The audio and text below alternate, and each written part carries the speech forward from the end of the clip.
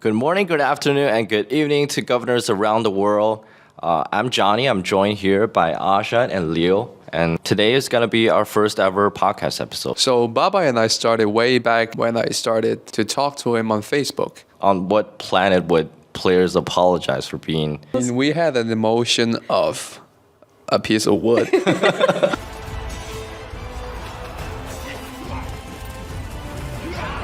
So I'm going to ask this very personal question on behalf of all the governors because I think governors can be really curious about this question. Are you guys all free-to-play players?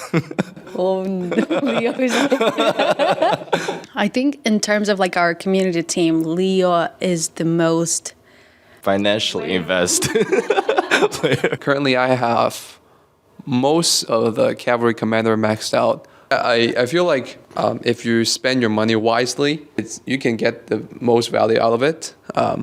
And I was at the stage of just splurging. I was just basically handing my wallet to Lilith.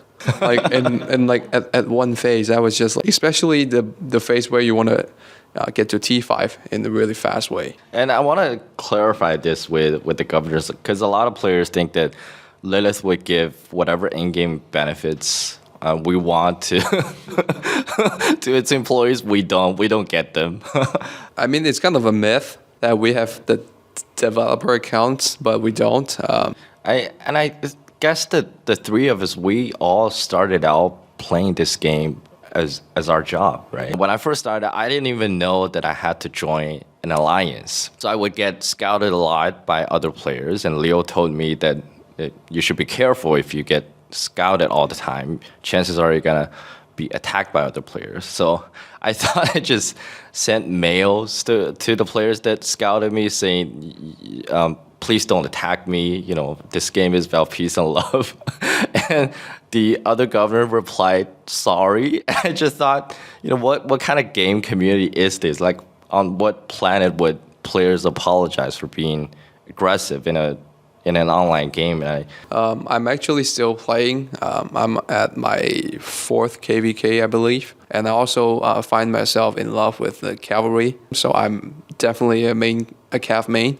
So my main responsibility right now is to start rallies with my cavalry in case my alliance members needs it. And that's like becoming part of my life. It's really interesting to see how we have different tactics to kind of deceive the enemy. For instance, if I'm starting a rally, we can have one specific another troop from maybe 100 miles away to join the rally. So that holds the rally. That the enemy doesn't know how long, if we're ever gonna start this rally for real. So that's another dimension of the mind games that we're playing. would you say the strategic aspect of the game is what drew you in the most about RoK? Definitely. What are you guys like as community managers for RoK?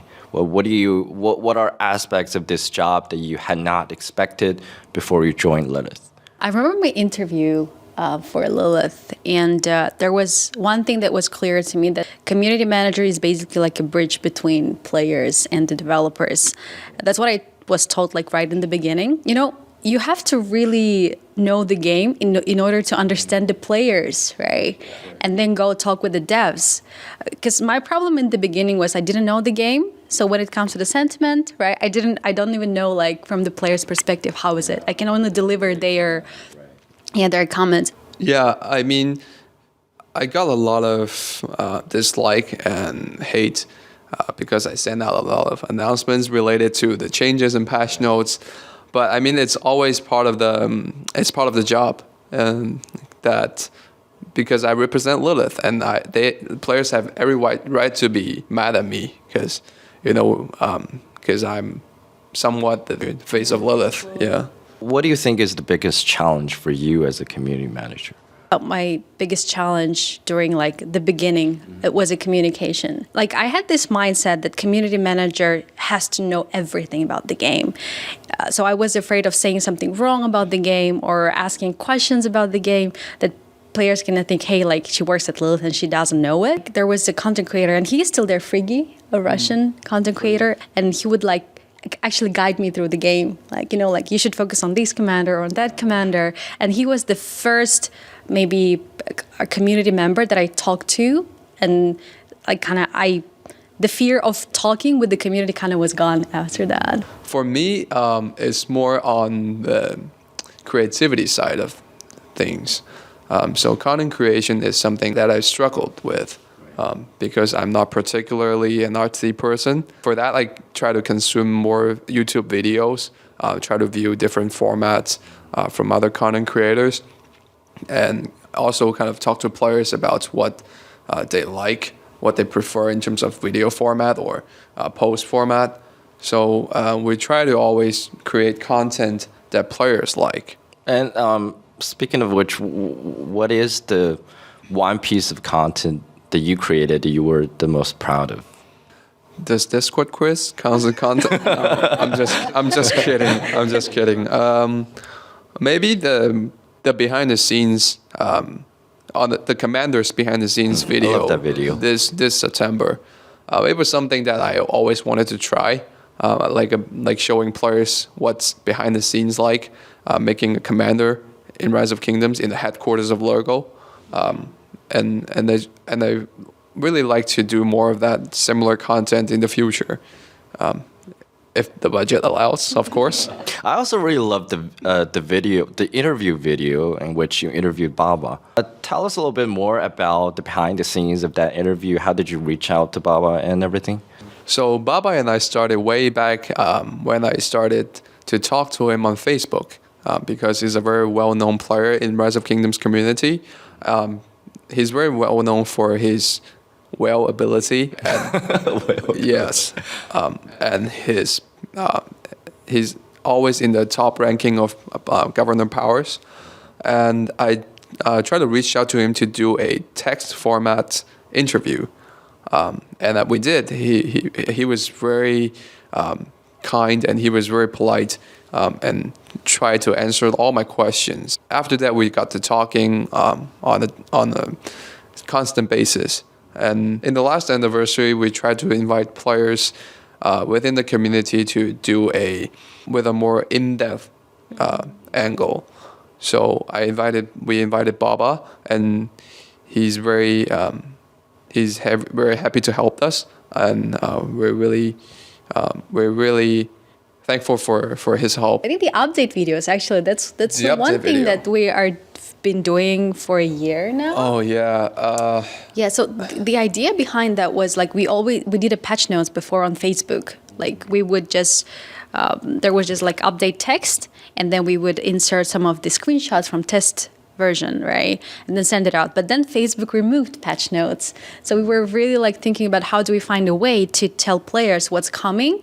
Yeah. And then we tried the first video, and we got a lot of hate that we need more emotion, that we need more skills. I mean, we had an emotion of a piece of wood. I mean, we are both very camera shy, and we're not really adjusted to talking behind the camera.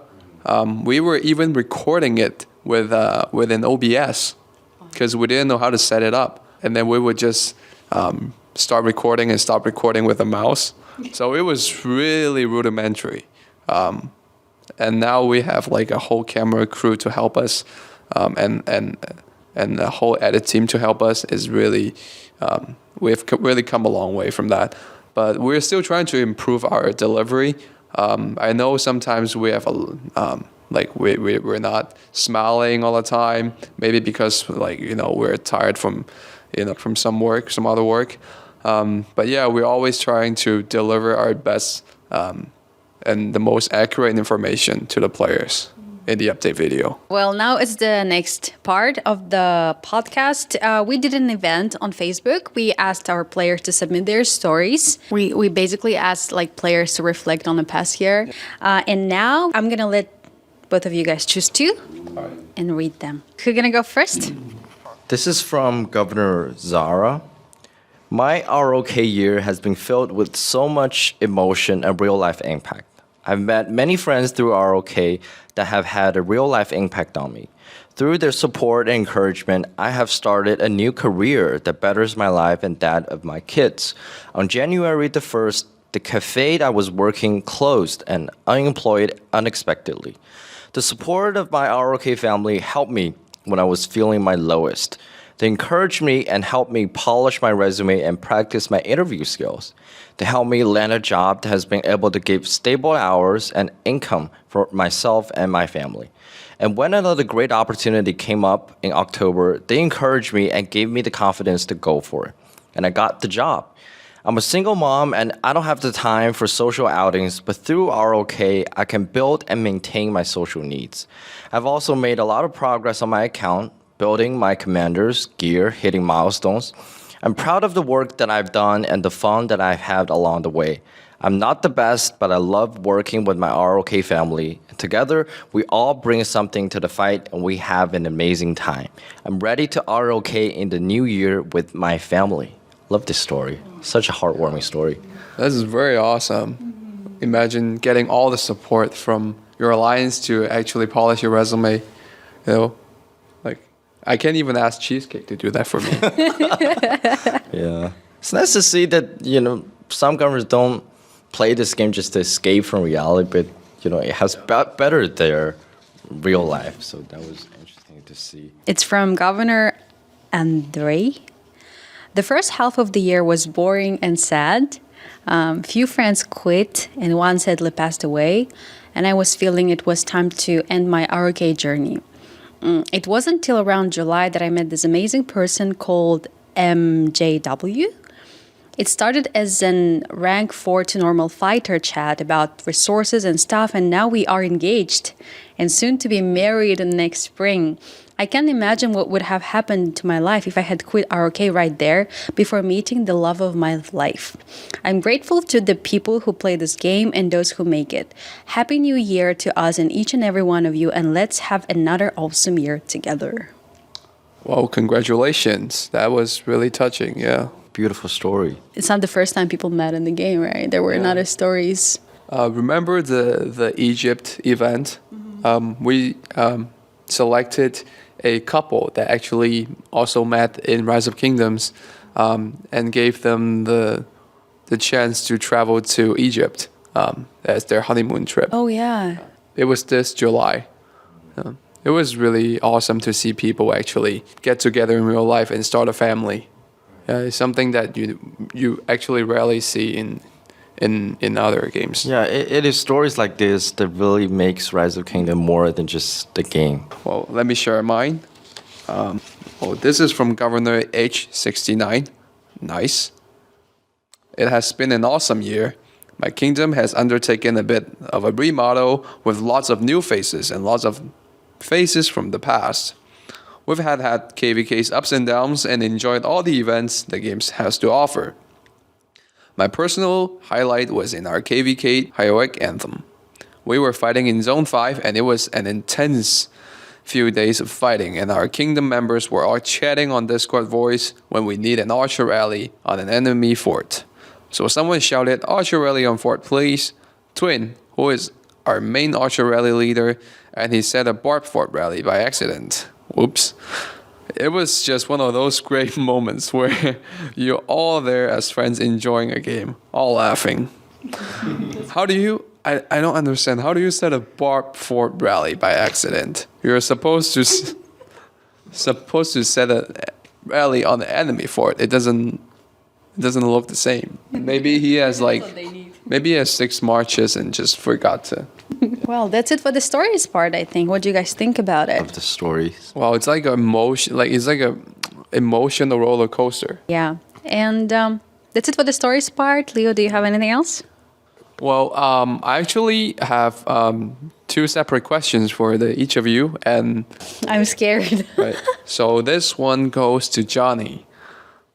So do you play Rise of Kingdoms at your own time? I do. I guess I spend more time during my off time chatting with the players and the content creators than I do actually playing the game. So Xinxia and I actually talk a lot. I'm about personal stuff during my off time. So I really value our friendship, and I also love chatting with our lead mod, Innocent Ducky. Shout out to Innocent Ducky. I love you, man. Great. So the next question goes to Asha.